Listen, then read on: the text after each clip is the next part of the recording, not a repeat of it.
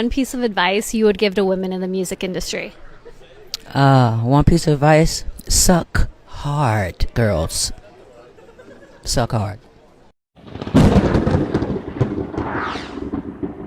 Do you see how the differences between what you must experience compared to, say, your male counterparts?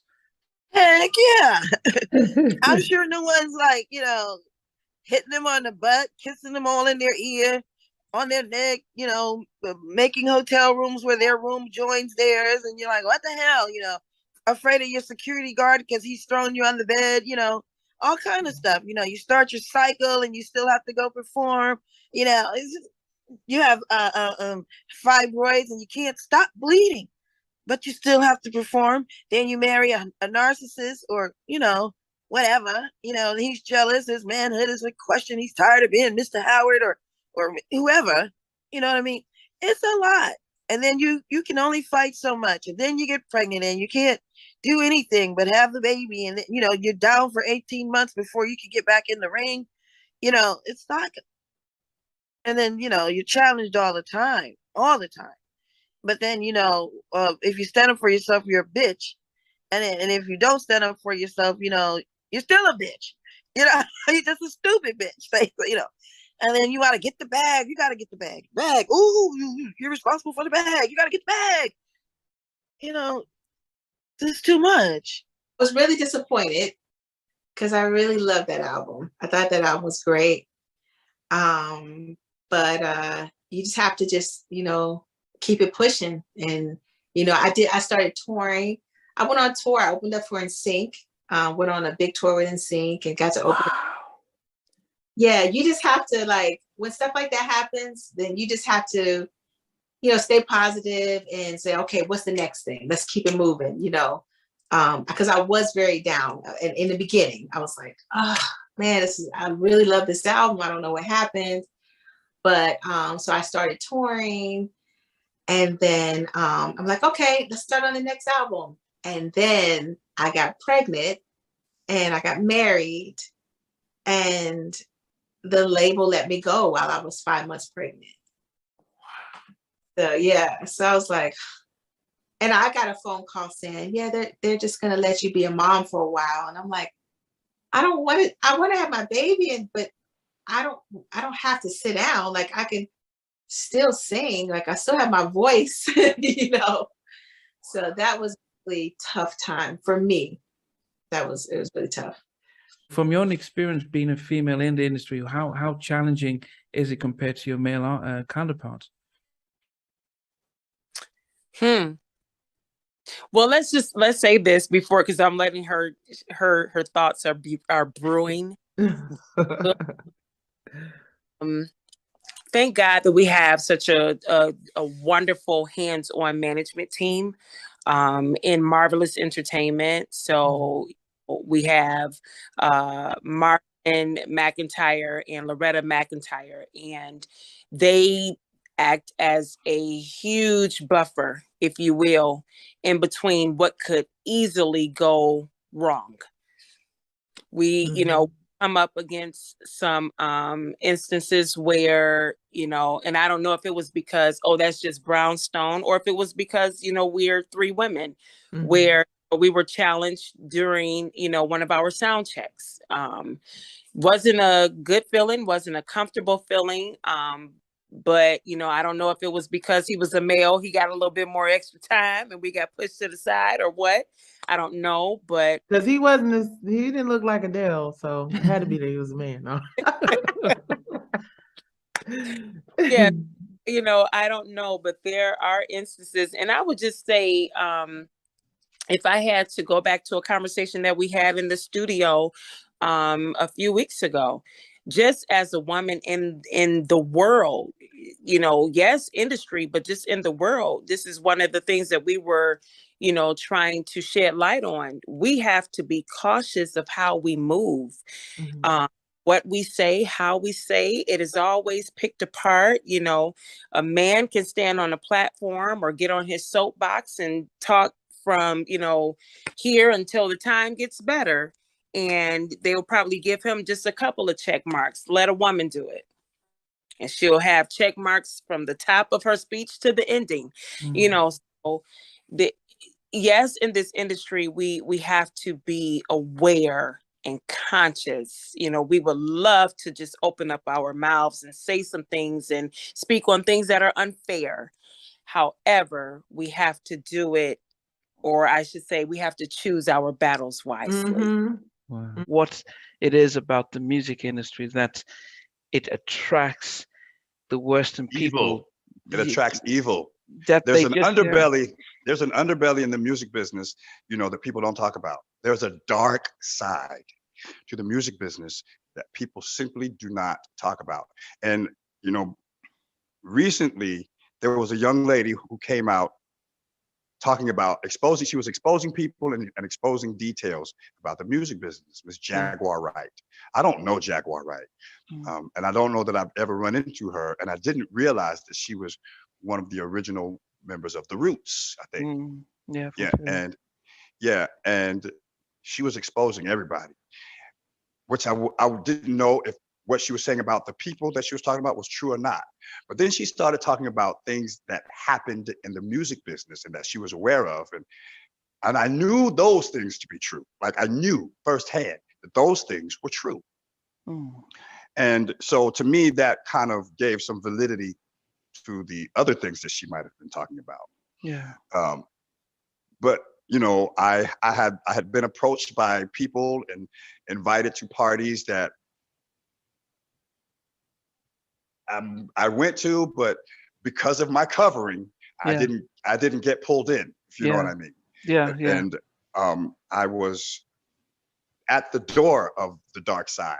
Yeah. But I never crossed the threshold. Yeah. And I have to believe that I had guardian angels protecting me. I really do believe it. I do. To this day, I believe it, and I believe that I was preserved. You know, a lot of people that I saw trying to get there, trying to break through, especially the girls. They get used up. Yeah. And then they will get they might even get all the way to the point where they think it's just about to happen, and then it doesn't happen. Yeah. And then it's over forever. And then that person is ruined. And then the music business spits them out. Yeah. And then go and finds the next one that they're you know, that will service the room, if you will. Yeah. And you know, if that girl doesn't do it, then she's out in the next girl, because there's always somebody who's willing to do anything to get it. To get in. And you know, and when I say anything, I mean anything. Yeah. You know, the crazy thing about that is that okay, we wrote on the album. They were like, all right, go on to write. Guess what they're gonna do? They're gonna slip a publishing contract inside the record recording contract that comes 2 in 1. You know what I'm saying? Which came with us. We had the publishing contract and recording together. And we gave up our publishing for $1. Like, who the hell gives an advance for $1? $1. It said it. What do you mean you gave up? What does that mean? You give up your rights, because when you sign a publishing deal with a publishing company, you have to give them 50%, whatever the deal is, of whatever you do, and they give you an advance. And usually you have to make enough money back to pay that advance back before you get back into, you know, getting your, you know, monthly dues or whatever, right? Yeah. But if they only give you $1 for an advance and they already immediately taking your publishing, they just getting money for free. Because how much money you got to pay back? What, a cent? So we didn't have any money that he gave us, because you're like, you know, like the people who gave us, you know, who helped us record the album, they got a publishing deal for $150,000. You understand? Wow. $150,000. We got a publishing deal for $1. Wow. That's how jacked up that contract was. And to even know that you're screwing somebody in that sense is just really just disheartening as people, to me. Like, you know, we only live one time. You know what I'm saying? Yeah. We only live one time. Why do people make it so hard for someone just to enjoy life? Yeah. Or to just make it, I mean, come on, why do we even fight to stay in homes? Like, a home is a necessity. Food is a necessity. Cars really is a necessity. Yeah. You know what I'm saying? It's something that's normal that you should have in order to make life go around, right? But for whatever reason, people try to just take everything away and see how much what can you make over out of this dirt to get you down the street. Like, you know, no one wants to extend a helping hand to even be fair, to be like, all right, everybody deserves a place to freaking live. Everybody deserves freaking water. Are you insane? Everybody deserves food. Like, what the actual freak, yo? It just makes me so angry when it comes down to just the selfishness of human beings. You know? Yeah. So that was the case, and I think Shanice said the more they knew, the less the labels wanted to deal with them, because they're like, oh, you know too much, so we're gonna. I was just about to say that about what Shanice just said. I was about to say that, and that's the thing that happened with me. I was the one that knew a lot, you know, and I spoke my mind. So when you speak your mind, there's going to be things that stuff going to start getting stripped away from you, stripped away from artists, because we started knowing too much. Because I went to college. I'm like, wait a minute, I might not know the business, but I'm smart enough to know what's being said. Yeah, that makes sense logically. This doesn't. Yeah, my common sense, and I would speak on that. So that was something that, you know, things, because you know too much, like Shanice said, you're not going to get everything like the one we probably would have even been bigger if we was like yes people, you know what I'm saying? Yeah. But we weren't yes people like that. We needed to know, because and so, you know, back then they think you a bitch, excuse my language, you know, they don't respect people when, like, women. It's not fair for women. So I love these women today who's able to, because I was speaking out like them, but we weren't getting the respect because it was limited women doing it. It was masses of women that speak out now. Yeah. Wow. It's just too much. And then everybody, when they do like Britney Spears or they crack, you know, even Mariah Carey had to break down the unity. What do you think is going to happen? It's pressure. And then you're pitted against the only people that can be on your side. They pit you against each other.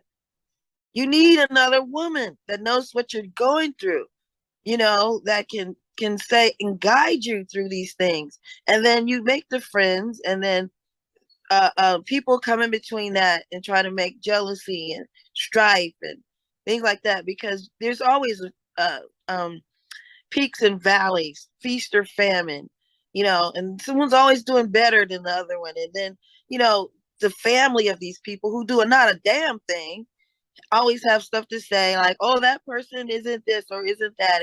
They just want to be around so you can help them. Help them do what? Most of these artists don't have the confidence to go to the bathroom alone. They don't believe they have any power to change anything. That's why they never help each other. If you say, wow, why didn't you put me on that? Because they don't think they have the power to say, I want to do my show and I'm going to bring an opening act and this is who it's going to be. You know, they don't think they have the power.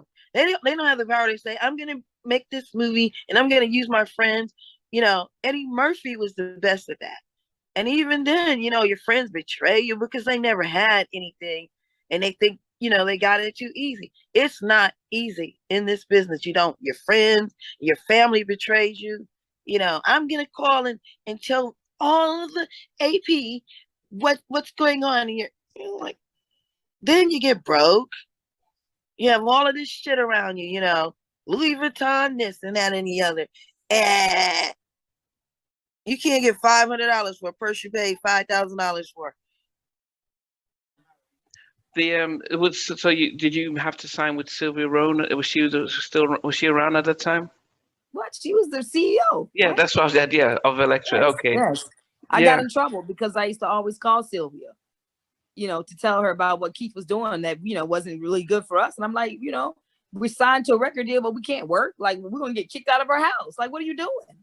You know what I'm saying? That joker told us to get a job and take MARTA, which is the city bus to work. Is this before the album came out? Yes, this is when the album was out. Oh. So you already had a hit single with Get Up On It out there. Yes, we had a hit single, we Get Up On It. And then Keith wouldn't allow us to make money and you know, tour us, or, you know, because he was our record company. So it's like, give us some artist development, get us on some shows, something, you know what I'm saying? To you know, and he just didn't do any of that. And then they went on tour, Keith went on tour, and then he took Athena with him and didn't take me and Levon, you know? And I'm like, excuse me? Like, how the freak do you take one person and not, I mean, what the fuck? It's stupid as hell. Like, it made no sense. And so you start division and dissension and animosity. You start all of that stuff when you do stuff like that. And you expect people to figure out how to pay their own bills. But then you got background singers singing our songs on the road. I mean, it was just dumb. It was dumb when it came down to the thought process of a business-minded person. It was more personal, stupid shit like that. That's how I feel. That's just basically what it was, because it made no business sense whatsoever. Because if your album's already out, so I would have naturally thought that you guys would then be introduced. Yes, so that you people do everything. And if we're your artist, then why the freak when you take us everywhere to promote us, right? Yeah. I mean, that's what normally people do. Freak, you sign somebody if you're not going to take them and promote them. If you're not going to, you know what I'm saying, let the group tour. He was more dedicated to Silk than he was Cut Close, you know what I mean? So it was just whack. We didn't understand why. We were just like, what? Right. Personally, I mean, on reflection, how did you take that and what was it like? I didn't take it well at all. Like, I literally, I cried a lot. And I was really sad. My husband is an actor. So, you know, after we had our baby, he was, you know, he would get up every day, go shoot his show, go to work, do, you know, he's still living his dream. And I just felt like everything was taken away from me. I felt really sad, like really, really, really sad. And I was like, I didn't want to be in the business anymore. Like, I felt like just giving up on the industry. And then I remember getting on YouTube, and I had this one fan that was so encouraging. He would put up all these videos of me and just like speak like really good things about me. And then the videos was getting all these views and everything. And I said, you know what? People obviously want to still hear me sing. Is when I told them I was pregnant, by the time I told them I was pregnant, I was like 5 months at that time. So when I got that message, I said, I only have 4 months left to go. I'll be in the studio for the next 4 months recording. Nobody's going to see me pregnant. Yeah. So I just didn't understand. Did you get do you get a personal phone call from the president? Yeah. I got a phone call from an executive, and he told me, he said, we think you're extremely talented, but we're just going to have to let you go. And I'm like, huh? So, yeah. Wow. Yeah, it's, you know, the system is built on, you know, a white male dominated structure, power structure, you know? So, and then after that, you know, white women, Jewish women, Italian, you know, non-Black, I'll say, okay? Because I haven't done the statistics and I don't want nobody to quote me, but non-Black. And then you have this structure where men get a certain amount of credit after, you know, the non-Black. When we start talking about Black, we start talking about Black men having lots more opportunities, right? In entertainment, music, every area. And then there's the LGBTQIA community that has all these rights and, you know, opportunities, right? And Black women who are the backbone, for lack of a better word, for so many, not just households, but corporations. You know, we are caregivers, as we mentioned earlier, for our parents. And it trickles down into every area of entertainment and media. I'd always been told to shut up and sing. I'd always been, you know, I remember, you know, back in the 90s, I was labeled as difficult because I asked questions. I was labeled as difficult because, you know, I didn't allow things that I felt were not fair, you know, to go without at least acknowledging that. And to this day, I think people in this industry have labeled me as difficult because I am one who you can't piss on and tell me that it's raining. I'm 52 years old. I'm somebody's grandma.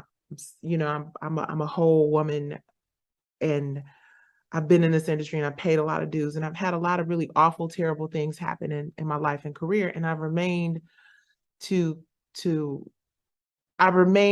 with the ability to still be optimistic and positive about creating art and opportunity. And I use those lessons as opportunities to teach future generations, because I think the mistake is that we get really caught up in where things are now, how things have been for us in the past. And we forget that, you know, it's like the person who is leaning into their pain and their trauma, right? Something that happened to you as a child is a horrible, awful, god-awful, traumatic event. But you can't allow that trauma to continue a generational curse in your family and in your life. And I think that what I've learned in the process of making this new album, and before even making the album, deciding, you know, to do music again, I've had such a love-hate relationship with music because of the inequities and the lack of real, tangible, viable resources to make a living from this. You know, when you look and you see Tory Lanez did a record with your voice on it and he got 800 million or close to 800 million spins on it, and you still have yet to see, you know, a check for your voice being on something. You know what I'm saying? It's like, it's a blow, right? But you can either take that blow and decide to quit, or take that blow and, like Tisha said about choosing your battles, choose to fight Goliath, you know, with a mist, right? Or you can figure out how to put that trauma, that pain, those lessons into art, how to advocate for other people, how to position other people to win, you know, and it is always going to be a fight. We as Black people are fighting in this country for the very basic respect. So a Black person in entertainment is no different than a Black person who works at Kroger or automotive company. We're still seen as second and third class citizens in America, no matter how much we contribute to the wealth in America. Michael Jackson was the biggest entertainer in the world, and he complained about it. Prince was the biggest entertainer in the world, and he complained about it. You know, so we're not crazy, but some of us have had a hard time getting past the hurt and the trauma that this industry has caused artists. And then there are those of us like the women in Brownstone who are determined to use these obstacles as stepping stones and really push forward initiatives that allow future generations to do better and to have more equality. And I hope that these record labels and these record companies out here understand the fight isn't going to stop. We are not giving up. The fight is not going to stop. So it's time for us to have a real dialogue about how to make it more equitable and fair for everybody. You know, we all know that you're married to Flex, and you know, I remember watching One to One. I went to college in the US and stuff, but I didn't realize he was married to you until later on. But you know, he was married for how long? We've been married for 21 years now. Wow. Yeah, 2000. Yeah, that's. I mean, so at that point though, how does family? Sorry. Okay. My phone rang. Sorry. No, it's fine. It's probably LaFace come to say sorry. Oh no. I would love that. What happened I was expecting the next album because the 90s. Well, we were working on the next album, but then they tried to do some crazy stuff, and so they broke up the group. And then they tried to replace two of us. What do you mean they tried? Well, obviously Keith. Here? Obviously Okay. Keith then, yeah. They tried to replace me and Levon because I was a troublemaker, because I wanted what was right for Cut Close, and they get rid of the people who's got the mouth. You know what I'm saying? I just don't. Those are my girls. You know what I mean? I brought everybody to the situation. I brought everybody to Keith. You know, I got us the deal, and to try and dismantle it in the way that was very disrespectful, because people want to have their own voice, or to try and stop from being abused in a certain kind of way when it comes down to your career. You know what I mean? So it wasn't really nothing where it's like, oh, they're a problem. I was like, no, we just want what was for real. Like, yo, are you kidding? You signed us, but we can't even make a life. I mean, you can't complain about it. Otherwise, you know, well, get rid of them. What? So one time I was on my way home, and then I heard that they were looking for new members of Cut Close on the radio. What? And I was like, what the hell? Yo, you know, I was heated. So they tried to replace us, and, you know, and Athena was in on it to some extent. You know, she was there with the other girls. And I'm like, how the hell? Like, you supposed to be, you know what I'm saying? So, you know, that was a dark moment. And it lasted for about 10 years, you know, just disconnecting You know what I mean? It never transpired. And then Thina went solo, and her album never came out. You know. See, well, you guys, you know, for young women, especially having this big song and all looking attractive, how For young much women in spandex. Yes, Dex as well. I mean, it must have been, and especially within the industry, who's protecting you guys and who was keeping you guys safe in you know. That's a whole other show. And it's in my memoirs. Our mother was something else. Like, she actually was a gorgeous woman. She was a splitting image to Dorothy Dandridge, my mom. Wow. She was a shrewd businesswoman in a good way. I mean, here you got 5 daughters, and 5 because we have a 5th daughter, and my 5th sister. My closest sister. She's a retired educator, in Carol. And Dick Clark used to call Carol the closet sister, because whenever Debbie was on maternity leave, Carol would step in. Debbie was on maternity leave like 6 times, so Carol was always there. And if you Google us, if you look at YouTube, you'll always see, there's Carol. You see lots of performances with the 3 of us or with Carol. And lost my train of thought there. Just protecting 4 young women within this man's world. yeah, you know, but I think our biggest protection, honestly, not to sound cliche, is God was always before us and behind us, and we were very blessed in that case. And our grandmother, like our grandmother, come on, like our grandmother was, who's gonna mess with your grandmom sitting? Yeah. And I know we did, like we had such a huge genre of diverse audience that we would actually maybe for 2 months open for Rick James for the whole Rick James.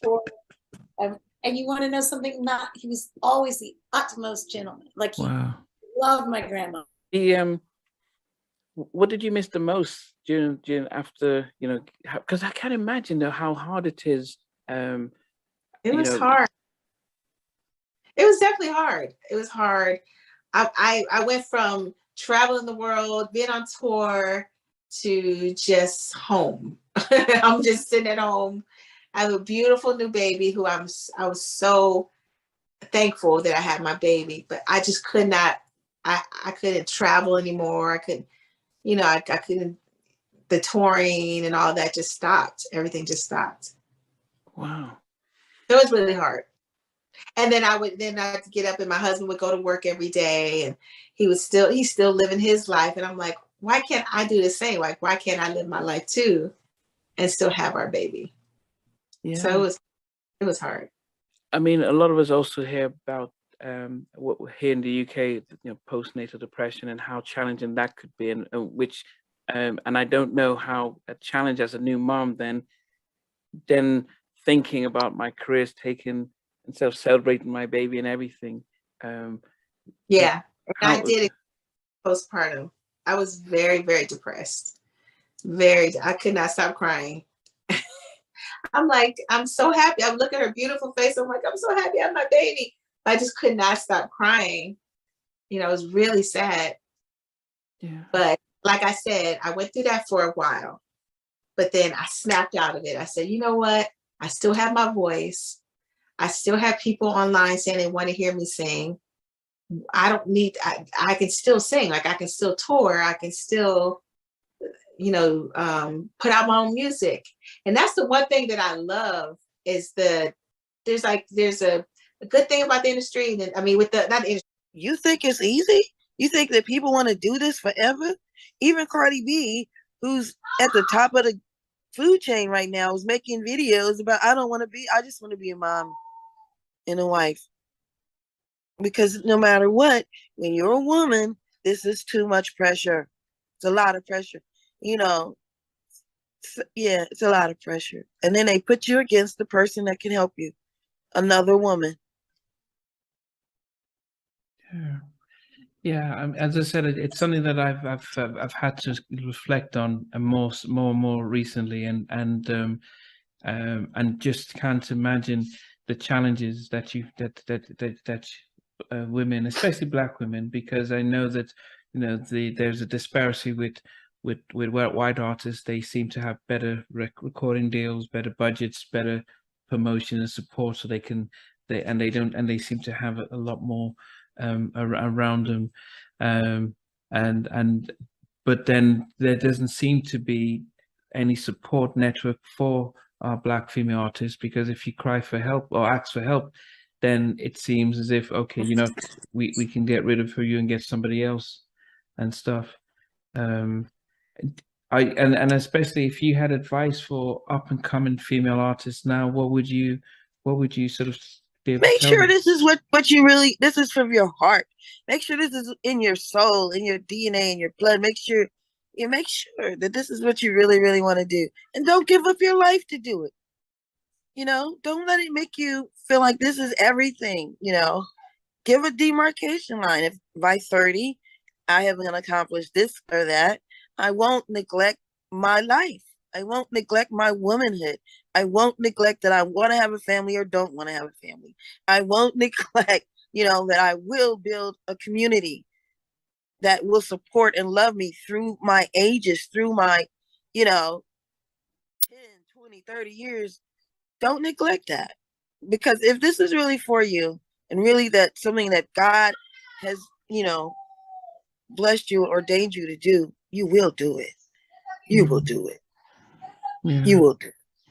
Yeah, thank you for that. I mean, it's so true. Like, I love the platform that you have, because we don't get a chance sometimes to express what we're going through, artists. Can't speak for all the artists.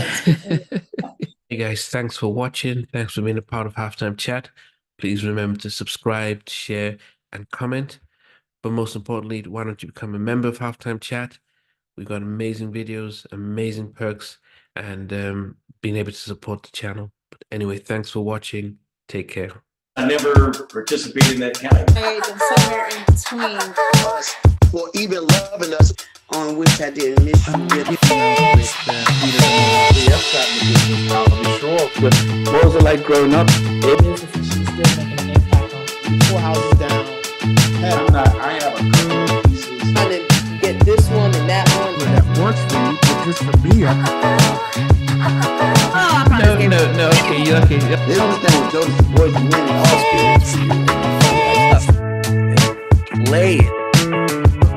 These guys, they all work together. I mean, I love all different genres.